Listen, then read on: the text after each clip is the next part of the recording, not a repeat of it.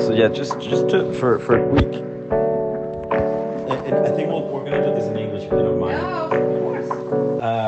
And we're here talking about the different experiences with substances, and I'm here with two beautiful beings that I love, that I hold so dear to my heart, Vane and More, and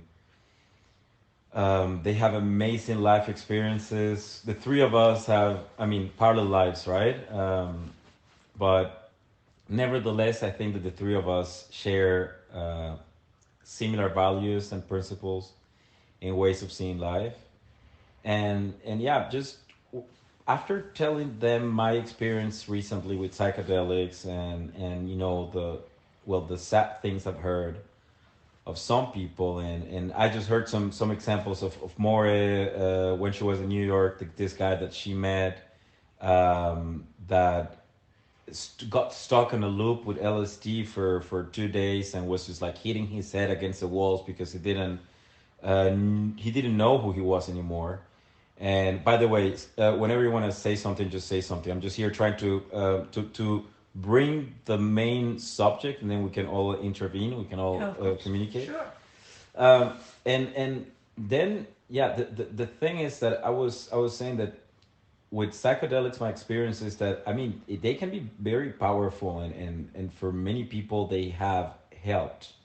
But if you're in a bad place in your life, and if you're doing a substance to feel better, if it's a conscious decision that you're taking in order to feel better, then it can take you to places probably you're not ready to go. It can take you to dark places. It can take you to places where you're gonna face your solitude, and you're not gonna be stable enough sometimes to handle it. And this is what Maura was just saying, that like all drugs, right, Maura? Yeah, I was saying that I believe that most people, when they take drugs, it's a reaction out of despair, desperation, and loneliness. It can also be a product or a result of other circumstances, like, you are just surrounded by people who just want to have fun. But once you start the first experience, it's absolutely individual. And then what goes next has to do a lot of who you are and how you feel about yourself and about life. And more often than not, I think the taking drugs, and especially going into harder and harder drugs and stuff, it has to do a lot with your feeling a bit lonely, miserable, unhappy about yourself, unhappy about your life. And I don't think I'm too wrong when I say this. In that aspect, I would also include feeling like an outcast.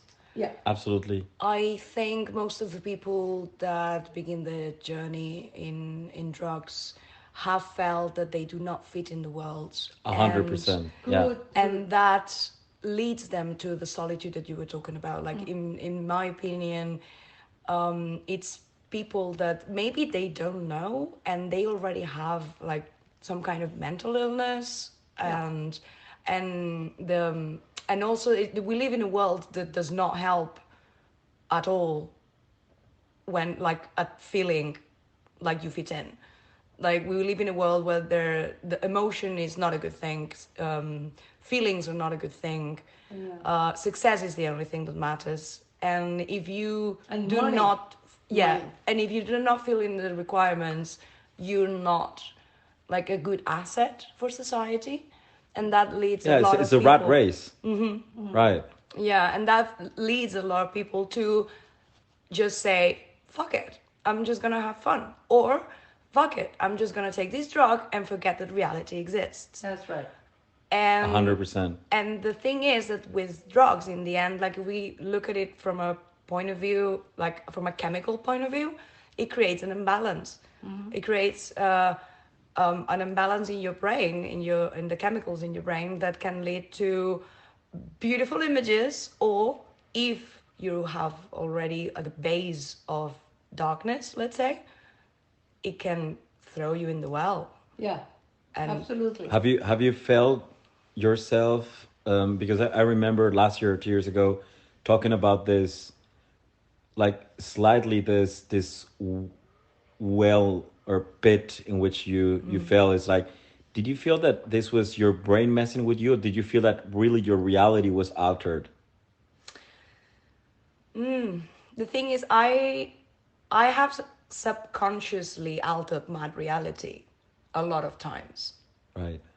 I have been myself guilty of altering my reality because of insecurities, because of anger, because of paranoia, and it doesn't have anything to do with drugs. In the end, like, yes, drugs. I mean, it. What I was saying before, drugs are chemicals, and your brain is full of chemicals, and your brain produces drugs itself. Yeah, Absolutely. absolutely. Absolutely. So once these feelings, or like these insecurities, these anger, these kind of negative emotions mess with the chemicals in your brain, and that alters your reality.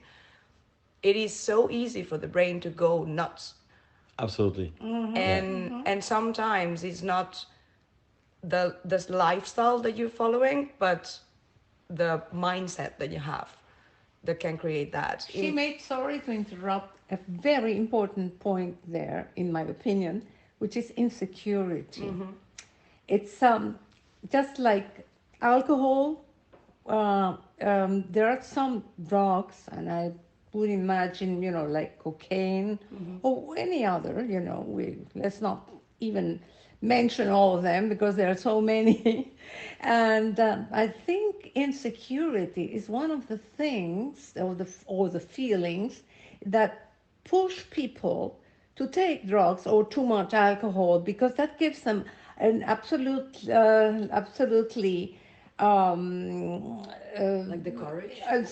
unreal Yeah. feeling of being powerful, or of being, I am better than I thought I was, I Oh, am. absolutely. Oh yes, Absolutely. and this drug, like, for instance, cocaine or a lot of alcohol, makes suddenly people feel so secure and so sure of themselves because they were so mistreated at home or at work, or by their wives or husbands, whatever. And that's But a that's good when the drug point. kicks you wrong. Exactly. But A that's good when point you that's made when there. the drug kicks you wrong, because it gives you Absolutely. this, as you said, a real feeling of courage. Yeah. But at the It- same wow, time, it yeah. makes Security. the insecurity is still there. You have not Yeah, erased but, it. but it went back. It went back, Yeah. into another level once you have the drug in your system. Yeah, but in this case, it gets out in the most surreal ways. Yeah. While you're on drugs, these types of insecurity punch through at some point, and you don't even notice it. And that's why we have like these abusers, Yeah. right? Because Yes. they are insecure, they get drunk, for example, Yeah. in order to quiet down those insecurities, and they punch through. And why and how do they punch through? Through violence. Like, Wow. and you can see it. Wow. Yes. Exactly. And it's funny. We're approaching different subjects, but I think at the end they're all linked to each other. I will come back to you with this story of abusers. I was having lunch at a Spanish restaurant, and it was close to I think it was a lawyer's firm, and I had this lawyer like representing the client. It was a girl that had been abused, and I was actually listening to a podcast, and I took my earphones out because the conversation was so interesting, and they were talking about all the laws that have changed. That, I mean, the victim. This is such a complicated matter, and this is not where I want to go today. But probably we can call each other next time and talk about this. But you never question the victim because it is so hard to come clean about being a victim, and I wanna grasp onto the notion of being a victim, because I also want to touch something that is very, very a sensitive matter to me, and is that I have been a victim of abuse my whole life. I mean, I come from a misfunctional family in which my parents divorced when I was two, and I know what's being alone from a very, very young age. So I was watching this video yesterday, this podcast. It was actually a TED talk that a friend of mine sent to me, and said all of the people that are doing more. I was telling you before, this is a medical doctor treating his patients in Canada, and well, he was saying that all of the patients that have tendencies to develop addictions are people that are so unsatisfied with their reality. But this is not magically reality doesn't do it for me anymore. No, this is childs of trauma. And I felt so identified with his words. When I was looking through my past, I was saying, oh my God, this is me. I am the broken child. I am not a broken child because my dad passed away in a car accident when I was 16. No, I am a broken child because my whole life I was subsequently and constantly abused. And abuse does not necessarily mean getting raped. Abuse can have so many forms. Yeah, uh, absolutely. I was abandoned. I didn't feel the Yeah. love of my parents when I grew up. I mean, this translated in some occasional letters from my dad from time to time in a time where internet just did not exist. And well, a mom that was too young to be a mom. I mean, I deal with that now and I know it now. But this is something I did not know before. But how can you explain that to a young child who's just there trying to get some love? Yeah. This is the kind of abuse I'm talking about. Yeah, I I felt think also very abandoned by my parents, and throughout my life, actually, until even after I graduated. I mean, they were there, but they were not. If you know what I'm trying to say. I mean, they were there to support me in my studies. They were there to send me money. They were there to, you know, to applaud whenever I succeeded in my studies and in other ways of my life. But um, whenever I needed a hug, whenever I needed tenderness and company, they were not around. And I'm not trying to justify myself for the errors I committed, or maybe for my dependence on white wine, as I was telling Cesar a while ago. It's not that you want to blame your parents for the mistakes you've made, but it is true that children do need tenderness, love, and support, and I mean emotional support. yeah, And when I 100%. and I mean physical support, to feel more than somebody on having any a. other time. I was sent to boarding school, Mhm. school, so young, and I was what, 12, 11, Yeah. and by the time my parents had already been divorced, my mother sunk into a horrible depression. My father remarried, and I always felt like the lonely child all the time.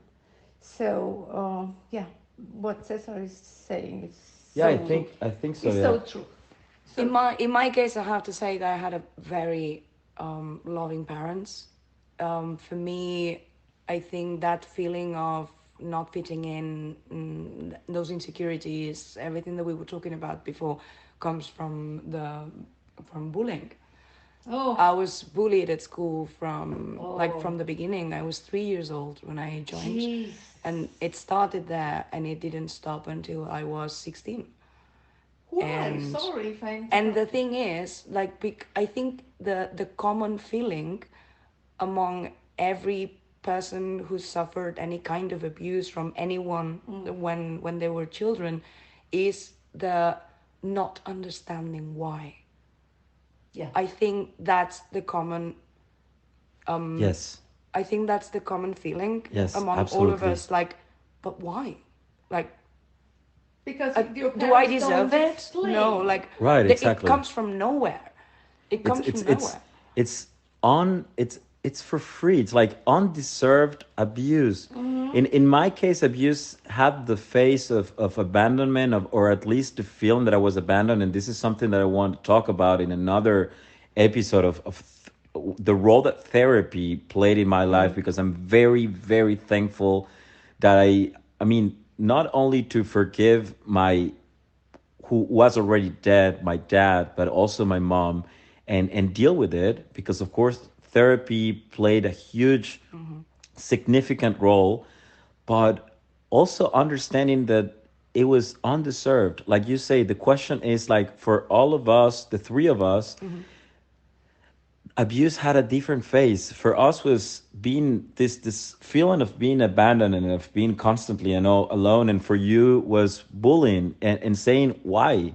And I I don't think that's deserve this, right? and I think that that's a question. Explained it to you. Right. And the thing is, and linking to what we were talking before about like how like we get into drugs or like Or trying to escape alcohol reality, or any kind of drug. addictions. Yeah. It is. I think it is that the question of why follows you forever, and you start not understanding why reality is that way, why people are that way, Yeah. and because you're different, because you have had to see things from another perspective. You have had to see the world from a different kind of eyes than not someone that hasn't suffered any of this. And that is, I think, why sometimes you feel like you can, like, only people who have gone through something similar can understand you. Yeah. And Yes. in the end, you flock together and you do drugs together. Yeah. Yeah. That's Because you it feel the is. same way. Yeah. This is, and wow, this is so eye opening. I'm going to, and of course, keeping the people that I do or have done substances with in the past. This is a common denominator. This is a common factor in all of us. In one way or another, we have all been victim of any sort of abuse, coming either from our parents, from society, from, well, in this case, society as in the first unity of social scale we have outside the family, which is school. And I have so many friends that were bullied as well, and all I have for these people is unconditional and completely free of judgment, love, because Yeah. break my heart for what breaks yours. Yeah. Yeah. I understand your pain and I see your pain, and I truly pray and hope in the deepest of my being, of my existence, that you may find peace. And the worst part of this is I have so many people are coming to my mind right now that didn't make it. That last the night whole world, maybe half Yeah. of the world, or 70 or 90% of the world. Yeah. yeah, but if we see those we are numbers, lucky. yeah, exactly, we're lucky. We We are. understand Yeah. what's going on. Or Yeah, what but went you on. know what? I was talking to some friends last night and understanding, and this also opened my eyes last night. Most of us want to understand why we're fucked up, and sometimes this is not enough. I mean, okay, yes, you understand it, but what are you gonna do about it? Because Maybe it's yes, not the right question. or it's not the exactly. You're not asking yourself the right questions, because yes, we all kind of know why, or we have a hint, we have a feeling why we are tortured or whatever. But the thing is that sometimes this is not enough. Just understanding where the addiction comes from, where the pain comes from. The good and important thing is what you're gonna do about it. And my help, Get over it. yeah, get over it. But sometimes you can just like so easily get over it. Sometimes you just need to find the tools. No, I know. And therapy, this is something, I mean, a lot of things help a lot of people. I mean, in my family, and I'm not saying this goes for everyone, but I know that looking for God or any sort of a spiritual path may help some people. For some other people, therapy. For some other people, both. But I mean, I know for a fact that drugs are not the answer, because then you're gonna do line after line and pill after pill and Right. and glass after glass. And just layers of covering it up. Yes, that's exactly it. And you're just like destroying yourself one day more at a time, and you're not dealing with the problem. The thing is that you're still broken inside, and you're just getting high to forget how broken you are inside. Identify your wound and see it so you can heal it. But when you see it, do something about it. Yeah, and I think that, and I have to say, like, in my 35 years of life, just now, I stopped wondering why. Right. And I think that's the key, because I've never felt better than I feel right now. Okay, great. Like, I'm focusing on the beauty that I have around my friends, who most of them have gone through the same thing or done something similar. The time that we spend together, the chances that we have of laughing or hugging each other, seeing each other, or sharing whatever kind of thing that comes to mind, be it serious or be it silly. I think that I'm focusing on these pretty little things, and I've stopped wondering why. And it's not something that's just gone out of my mind. And of course, I still don't understand why the kids, like 4-year-old kids, would do that to another kid. I don't understand why they would continue to do it for 10 years. I do not understand why the world is so cruel. I don't understand a lot of things. I just stopped wondering, why is this happening? And I just started moving instead of looking inside so much. I know everything about myself already. Like, I've looked inside so much, and I know what I can change, and I've changed it. And this is a conversation that I've had with my closest friends. I know that I had a lot of toxic traits that came from my experiences in my past. And I said, fuck it, I cannot be like this with people that I love. Exactly. So I've changed what I don't like, and what I cannot change, I will, I don't know, hug it at night. That's beautiful, baby. Yeah, That's a beautiful speech. way. Yeah. And Fantastic. you saying this, and guys, please, or folks, still go to therapy. But it has been so eye-opening. You just got here, and we started talking about these interesting things, and I asked you, do you mind if I start recording this? And look at the beauty of it, that we learn so much from each other right now. I mean, just for info, because this is not a video. So yeah, Vane, 35 years old. Don't say my born. Okay, I'm not gonna say Moore's age, but Forbidden. yeah. And then me, you know me, but it's like we have different profiles. I can at least say that you're a mother. I can say that. And a grandmother. And a grandmother, So, and we can say that. And for your information, Morella is one of the most interesting people I have ever met in my life. Thank you. Thank you. Morella, That's why I'm here too. this is why you're here, right? Because Yeah, we I fell in wanted love. to see her Yeah, we so fell in much. love with her, and people don't understand that I hang out with people that are the age that they are, that they're grandmothers. But just for your information, Morella speaks fluently. Morella, tu parles français, du kannst auch Deutsch, parli italiano benissimo, come nessun'altra, hablas por supuesto español, tienes tantísima... Fa un poquito de portugués. Tienes tantas cualidades. You're such a wonderful human being, and very much. You make me blush. Thank God this is not a video. Thank God it's not a video, but I mean, and the same goes with Vane. Vane is such a strong, powerful woman, or whatever you are. I see it in you, and this is also what made me fall in love with you, is this beautiful character, this attitude that I'm not going to take it from life, and that, you know what, yes, I've been broken, but I'm here, and I am here and she's standing. Not asking why. Yes, exactly. That's the thing. Too. You're not asking why. You're just standing there, you know, with your keep your head up like you're doing it, my love, and just like facing life. And I love you both so much, and I'm so proud of what are you. Going to say about you? I mean, you're one of the best things I've ever made in my life too. I mean, all the Preciosa. qualities you have are, you know, we could spend the whole evening enumerating them. Yeah, so like stop. yeah, we could spend a couple of hours only talking about his looks, and then his intelligence would take like 5 more hours, and then his light would take a week.